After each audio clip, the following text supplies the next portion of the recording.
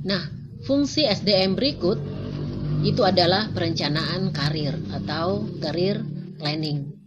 Nah, sebelum saya membahas lebih dalam mengenai perencanaan karir, terlebih dahulu saya akan jelaskan apakah karir itu.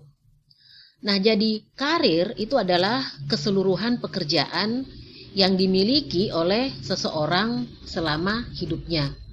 Ya, itu adalah karir. Nah, perencanaan karir itu sendiri itu adalah suatu proses melalui mana seorang karyawan itu dapat memilih karir dan jalur ke sasaran tersebut. Jadi apabila kita berbicara tentang perencanaan karir, kita akan perlu tahu ya apa itu jalur karir dan apa itu sasaran karir. Nah, perencanaan karir itu sendiri itu diperlukan bagi para karyawan agar selalu siap menggunakan kesempatan karir yang ada. Dan juga perencanaan karir ini diperlukan agar perusahaan itu tidak kesulitan di dalam memenuhi kebutuhan pada saat mereka ingin melakukan penyusunan personalia ataupun staffing. Nah, bagan berikut ini memperlihatkan kerangka perencanaan dan pengembangan karir. Jadi di sini ada perencanaan karir, kemudian dari perencanaan karir ini akan perlu ada jalur-jalur karir, dan dari jalur-jalur karir ini akan menuju ke sasaran-sasaran karir. Nah, untuk menuju ke sasaran karir maka perlu pengembangan karir. Pengembangan karir ini itu dimulai bisa pada saat perencanaan karir ataupun di jalur-jalur karir. Nah, perencanaan karir seperti yang saya sudah sampaikan tadi, ini adalah suatu proses ya, di mana seseorang itu memilih sasaran-sasaran karir dan jalur-jalur karirnya. Jadi untuk mencapai goals-nya atau sasarannya itu, untuk mencapai satu karir tertentu, apa saja yang harus dia lakukan. Nah, itu nanti ada di dalam jalur-jalur karir. Nah, jadi jalur karir itu adalah rangkaian pekerjaan-pekerjaan yang membentuk karir seseorang. Jadi manajer keuangan itu ada jalur-jalur karirnya. Mungkin mulai dari kepala divisi, kemudian kepala departemen, baru kemudian nanti dia menjadi manajer umpamanya keuangan. Nah, itulah yang namanya jalur-jalur karir. Nah, adapun sasaran karir itu adalah posisi yang ingin dicapai seseorang. Seperti yang saya sudah sampaikan tadi, oh saya mau menjadi manajer keuangan, itu namanya sasaran karir. Ya, jadi sasaran karir ini adalah posisi yang ingin dicapai seseorang sebagai suatu bagian dari karir. Misalnya dalam jangka pendek, seorang salesman itu ingin menjadi supervisor. Ini contoh yang lain. Contoh seperti tadi, dari kepala bagian ini mau menjadi umpamanya manajer keuangan. Nah, itu namanya sasarannya. Nah, jalur-jalur karir di sini itu adalah kegiatan-kegiatan atau pekerjaan-pekerjaan yang perlu dia lakukan sebelum dia menjadi seorang manajer keuangan atau sebelum dia menjadi seorang supervisor. Ya. Nah, kemudian pengembangan karir. Apa itu pengembangan karir? Nah, pengembangan karir ini adalah peningkatan-peningkatan pribadi yang dilakukan seseorang untuk dapat mencapai rencana karirnya. Nah, pengembangan karir ini bisa dilakukan dengan dua cara. Cara yang pertama itu melalui inisiatif sendiri, atau saya sebut di sini adalah usaha-usaha mandiri yang dilakukan oleh seorang karyawan untuk mencapai sasaran-sasarannya. Ya. Contoh di sini melakukan pekerjaan secara berprestasi atau dengan disiplin yang tinggi. Nah, itu adalah contoh dari inisiatif sendiri. Atau pengembangan karir ini bisa juga dilakukan seorang karyawan ataupun seseorang dengan cara mengikuti program-program yang dibuat oleh perusahaan. Sebagai contoh, di fungsi SDM, pengembangan SDM itu saya sudah jelaskan ya, bahwa setiap karyawan yang bergabung di dalam satu perusahaan itu dia bisa mengikuti serangkaian pengembangan. Ada orientasi ya, kemudian ada pelatihan dan ada pengembangan. Nah, semua ini adalah bentuk pengembangan yang nantinya bisa membantu karyawan ataupun seseorang itu di dalam mengembangkan karirnya. Oke? Oke.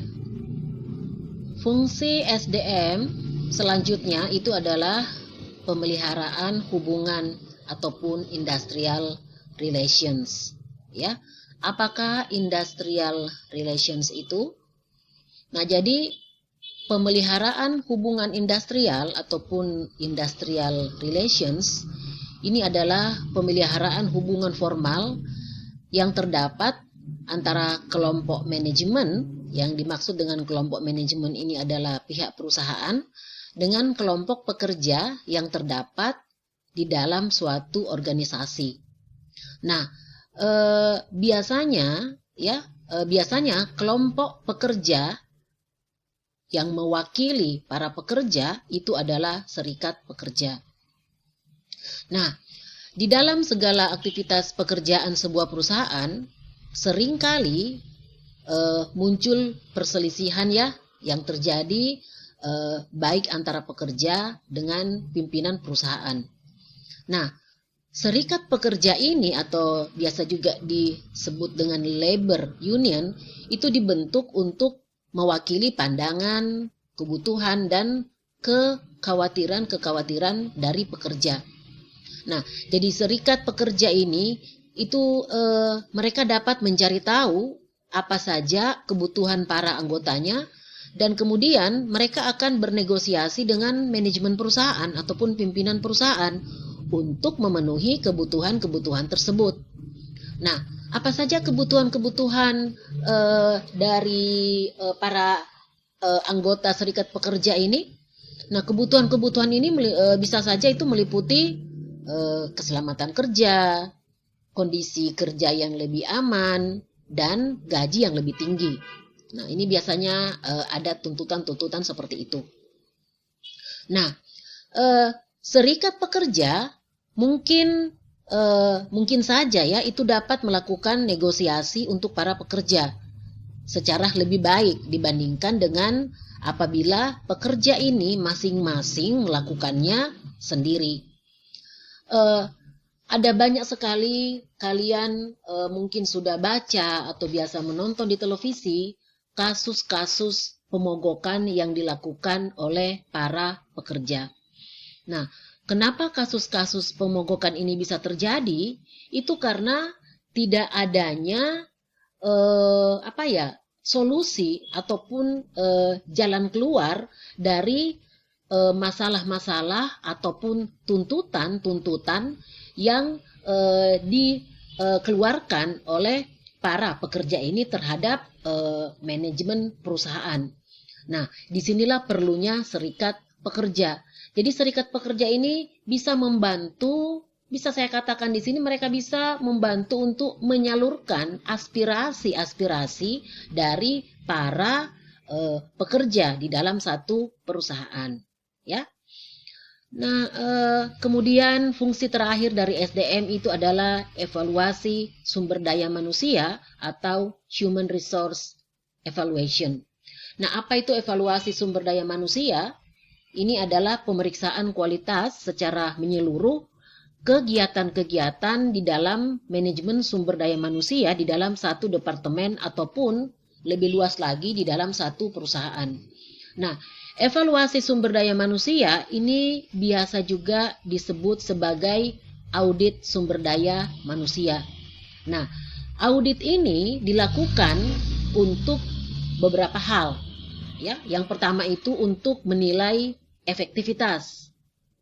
Kemudian yang kedua itu untuk mengenali aspek-aspek yang dapat diperbaiki di dalam satu perusahaan. Nah, kemudian yang ketiga itu untuk mempelajari aspek-aspek tersebut dengan seksama. Maksudnya di sini adalah aspek-aspek yang tadi masih bisa diperbaiki ya. Nah, dan yang keempat itu untuk menunjukkan kemungkinan perbaikan apabila aspek-aspek ini masih dapat diperbaiki. Dan kemudian membuat rekomendasi untuk pelaksanaan perbaikan-perbaikan tersebut. Nah, dengan demikian, hasil evaluasi sumber daya manusia ini merupakan masukan bagi manajemen agar kegiatan manajemen sumber daya manusia itu dapat menjadi lebih baik. Nah, evaluasi sumber daya manusia ini adalah fungsi terakhir dari manajemen sumber daya manusia. Nah, berikut ini adalah 10 fasilitas yang paling dicari oleh karyawan-karyawan pada saat mereka itu mau bekerja di satu perusahaan. Yang pertama itu adalah fasilitas kesehatan dan kesejahteraan, fasilitas kesehatan preventif dan kebugaran. Preventif maksudnya di sini sebelum terjadi sebelum mereka sakit ya. Jadi mungkin ada organisasi-organisasi ataupun klub-klub kebugaran ya. Kemudian masalah pensiun dan tabungan perencanaan, fasilitas pembayaran cuti, jadwal kerja yang fleksibel, pengembangan karir, tunjangan melakukan perjalanan, fasilitas tempat tinggal, bonus kompensasi, dan yang terakhir itu program komunitas karyawan.